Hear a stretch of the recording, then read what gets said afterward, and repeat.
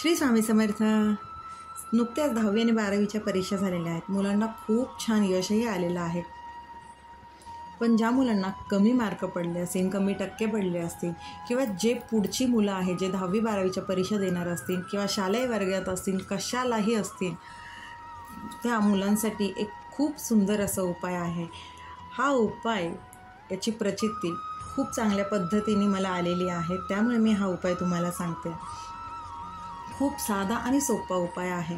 सगळ्यात महत्त्वाचं म्हणजे मुलांनी अभ्यास करणं ही तर सगळ्यात महत्त्वाची गोष्ट आहे, पण त्याचबरोबर काही उपाय केल्याने, काही सेवा केल्याने याचा खरंच खूप आमूलाग्र बदल आपल्या जीवनात होतो. प्रत्येक स्तोत्राचे, मंत्राचे आपल्या शरीरावर, आपल्या मुलांच्या शरीरावरती ह्याचे परिणाम होतात. ही खूप साधी आणि सोपी सेवा आहे. प्रत्येक आईने मुलांकडनं करून घ्यावी. प्रत्येक आईचा जीव आपल्या मुलांमध्ये गुंतलेला असतो, वडिलांचाही गुंतलेला असतो. पण कधीकधी घरातलं असं वातावरण असतं की काही मुलांना अभ्यास करतानाही त्रास होतो, किंवा कधीकधी आई लाड करते, तर कधी वडील लाड करतात, तर कधी आजी आजोबा करतात. ह्या सगळ्या गोष्टींमुळे मुलांवरती काही विपरीत परिणाम होतात. ह्या सगळ्या गोष्टीतनं साधी आणि सोपी सगळ्यात सेवा म्हणजे आपल्या मुलांना रोज प्रज्ञाविवर्धन स्तोत्र आणि गणपती स्तोत्र न चुकता म्हणायला सांगावे. अवघे 5 मिनिटं लागतात फक्त हे 2 स्तोत्र म्हणायला.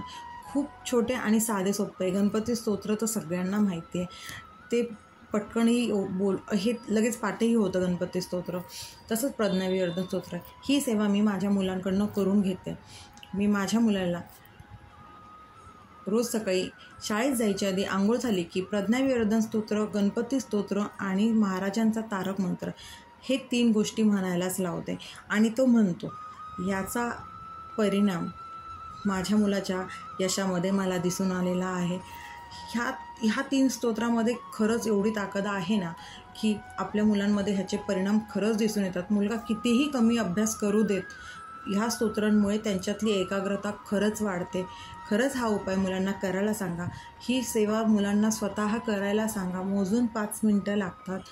मुलं सकाळी शाळेत जात असली तरी मुलांची अंघोळ झाली की देवापुढे त्यांना अगरबत्ती लावून हे 3 स्तोत्र म्हणायला सांगा.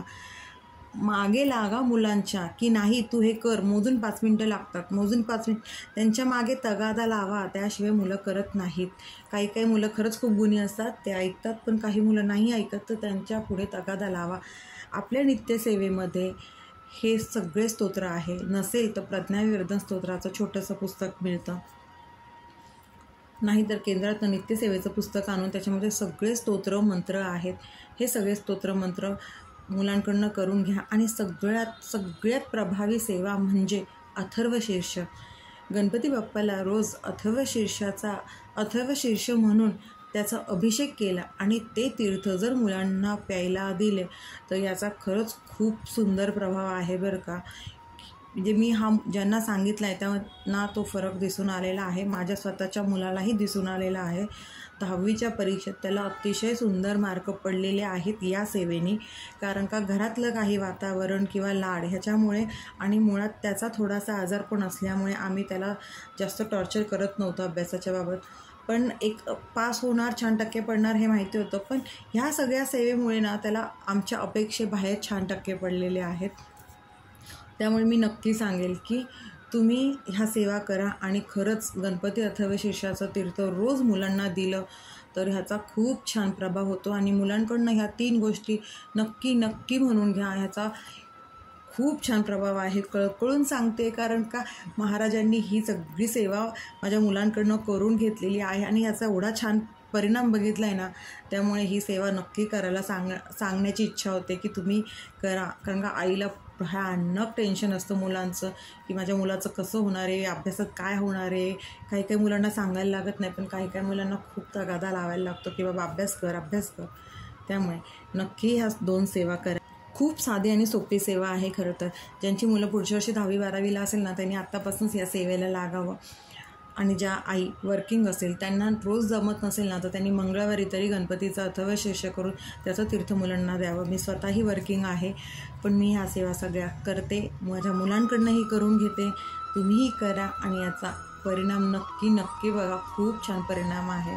श्री स्वामी समर्थ. अशक्य ही शक्य करतील स्वामी.